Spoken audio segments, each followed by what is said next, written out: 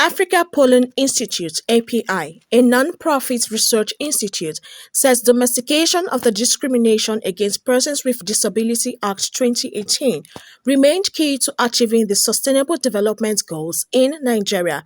The institute made this known at the launch of the National Disability Data in Nigeria report in Abuja. Dr. Olubenga Ogumefu, Acting Executive Director, API, said that lack of data of PWDs had contributed to the various problems and challenges facing the group.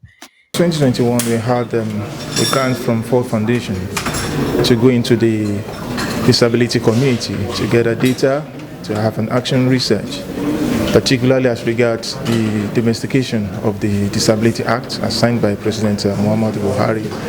And we did that, and at the end of the whole exercise, we have 4 reports that we have come here to launch today. The first one is the action research that has to do with the Disability Act, why states have not domesticated the Act, the challenges and the differences in it. The second one has to do with the sexual and gender-based violence against people with disabilities. There's another one that we integrated indicators into a national survey that was carried out by the National Bureau of Statistics, over 56,000 sample size, and we got data that has to do with persons with disability, which is part of it.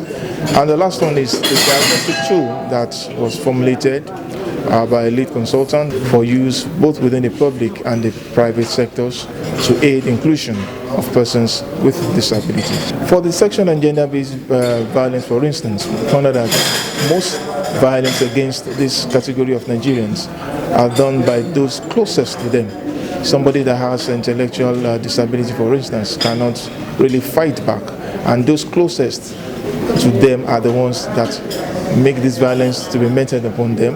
For the action research, they are what's usually called in Nigerian parlance the lack of political will for some states. As at the time we went into field, only 13 states out of the 36, including the FCT, have actually domesticated the Discrimination Act. And we've also found out that from the data, so many inhibitions are in the path of Nigerians that live with disabilities.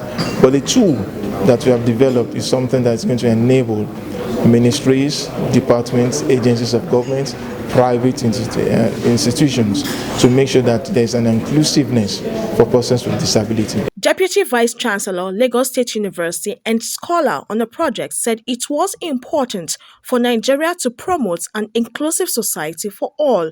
Nigeria will gain immensely because if you look at the SDGs, about 5 of the SDGs concerns people with disabilities. When you provide access to equal education for all Nigerians, irrespective of any form of disability, once that is enhanced, then it should be beneficial to Nigeria.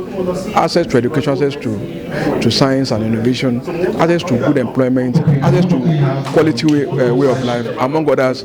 Once those ones can be assured, then it will actually benefit Nigeria as a country. The federal government should make sure that other states do the same thing, and once it is now domesticated, then implementation, courtesy of the different aspects of assembly, will make sure that in every sphere of life, the people with disabilities are given the right of place.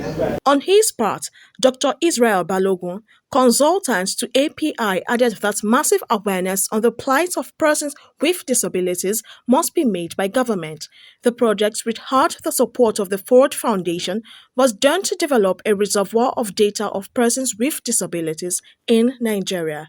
They have a lot of barriers that persons with disability faces. This ranges from attitudinal barrier, legislative and policy barrier, and information and communication barrier, and also the environmental barriers. However, these barriers are everywhere. So first, for each one of them, we need to change our orientation. There is need for awareness to be raised so that people will know that disability is not only about visible disability. For instance, I'm a person with physical disability, with secondary to poliomyelitis. I had polio when I was young, but majority of disability, 70% of them are actually invisible disability. So we need to raise the awareness so that we change the attitude of people. People will accept persons with disability as equals.